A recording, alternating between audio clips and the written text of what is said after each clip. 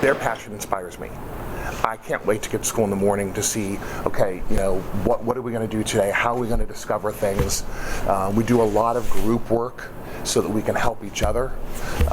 As I always tell the students, we succeed as a team, we fail as a team. And if one person is falling behind, it's up to all of us to help that student get ahead. So we are a real restaurant. We do offer a lot. We have a lot of staff to come and eat, but we are open to the public. We've done outside banquets, and that's when you see the kids really rise to the occasion. I think you've got this dessert down pat, I really do. I think it made me more confident.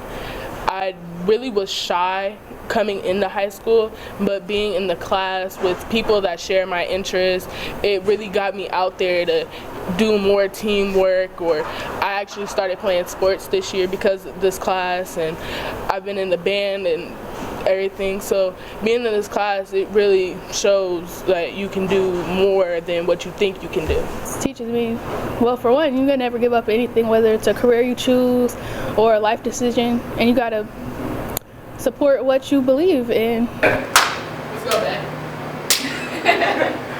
Just learning new things every day just keeps inspiring me. I love it.